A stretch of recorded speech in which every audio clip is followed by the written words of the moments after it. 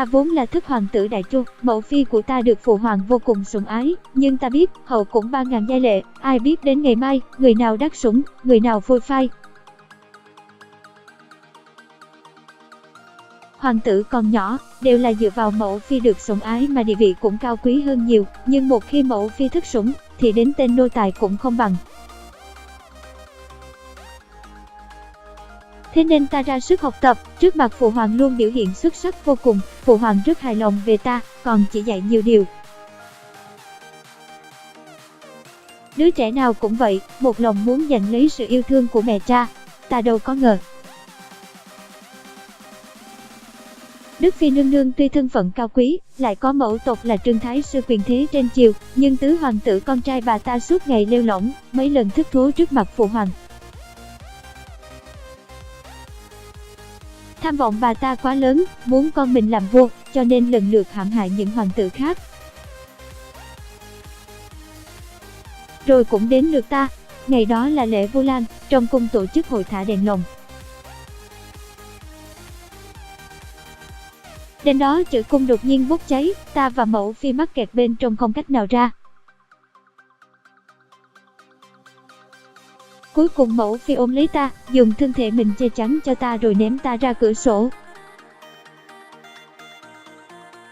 Ta vẫn nhớ như in âm thanh da thịt mẫu phi bị cột lửa đụng trúng mà cháy xèo xèo. Họ nói có một chiếc đèn lồng đang bay thì mắc kẹt tại chữ cung nên mới gây ra hỏa hoạn.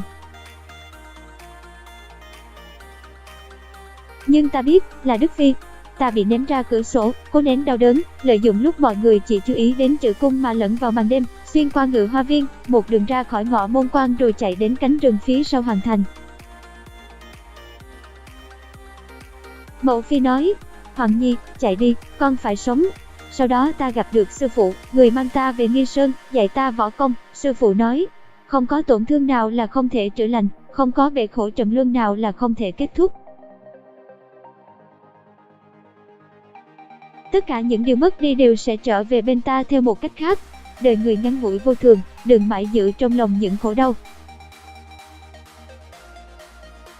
Nhưng, ta buông không được. Sau đó ta tìm cách liên lạc với ngoại công. Ông ấy cũng đoán ra chân tướng nhưng vì e ngại thế lực Thái Sư nên đành nhẫn nhịn. Lúc này tứ hoàng tử cũng đã lên ngôi, triều đình nhìn qua thì có vẻ như tất cả đều nằm trong tay Thái Sư, nhưng thật ra vẫn còn khá đông trung thần dưới quyền thừa tướng. Ta bắt đầu thiết lập tất cả. Ban đầu vốn định mượn sự trợ giúp của thừa tướng, nhưng đáng tiếc ông ta quá cứng đầu, ông chỉ tận trung với người ngồi trên ngai vàng chính thức. Thế là ta chuyển sang mua chuộc văn võ bá quan, để họ dần dần tham ô phách lối, hãm hại trung thần. Tứ ca ta vốn chẳng có tài đức gì, trầm mê nữ sắc, ta liền sai người dân cho hắn cả đống mỹ nhân, để hắn càng không có thời gian quan tâm triều chính. Có như vậy thì những kẻ ôm nhiệt huyết tận trung với thiên tử mới bắt đầu nguội lạnh. Rồi ta phát hiện Dung Vương quanh năm ở Hứa Châu lại thường xuyên quay lại kinh thành. Dung Vương là hoàng thúc của ta, ngày trước có dã tâm nhưng bị phụ hoàng cho đất phong vương rồi đẩy ra biên ải. Không những thế ta còn tra được âm mưu của hắn với Tam Vương gia Diệu Quốc. Thì ra Dung Vương nhận thấy triều đình đang loạn nên muốn nhúng một chân vào, muốn làm cho nước đã đục nay lại đục hơn. Ta tương kế tự kế, lấy trộm thư từ giữa bọn họ rồi đem cho Thái Sư, chỉ là sửa đổi một chút, từ Dung Vương đổi thành thừa tướng. Quả nhiên Thái Sư là người hành sự nhanh chóng, trong một đêm quét sạch Trầm gia. Tối đó ta chẳng qua chỉ ghé qua nhìn một chút, ngoài ý muốn lại gặp được nàng còn sống. Nàng lúc đó chỉ mới 5 tuổi, ngồi khóc bên cạnh thi thể Trầm Cảnh. Ta nghĩ, con của Trầm Cảnh, cũng được, có thể dùng nàng để đối phó với Thái Sư. Ta hỏi nàng, muốn báo thù không? Tiểu cô nương mặt mũi lấm lem, bàn tay nhỏ xíu lau nước mắt trên mặt, đôi mắt trong veo tập trung nhìn ta. Ngươi là ai? Khương Dực. Ta đem nàng về Nghi Sơn, ta thấy nàng lén lút trốn ở khe núi khóc vì nhớ cha mẹ. Ta thấy nàng giật mình giữa đêm vì bị ác mộng dày vò. Ta thấy nàng đau khổ bất lực vì mang trong tim mối thù gia tộc. Ta đều thấy hết. Nàng, thật giống ta, vì sự hận thù mà day dứt mãi trong lòng.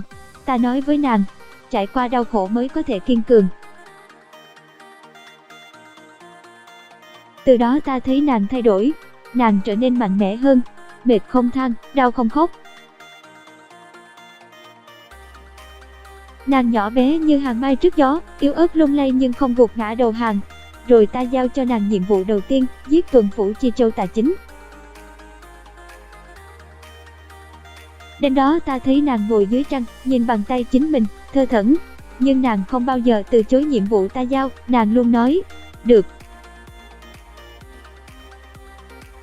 Ánh mắt nàng vẫn chuyên chú nhìn ta như thế, rồi đến ngày ta kết thúc mọi thứ. Ta giao cho nàng danh sách những kẻ ngày xưa tham gia vào chuyện lật đổ cha nàng. Còn ta thì bắt đầu lật đổ hoàng đế. Có điều ta không ngờ, nàng biết được chân tướng thực sự. Nàng hỏi ta vì sao lúc đó không giết chết nàng đi. Nàng hỏi ta bao nhiêu năm qua coi nàng là gì. Nàng nói, nàng yêu ta.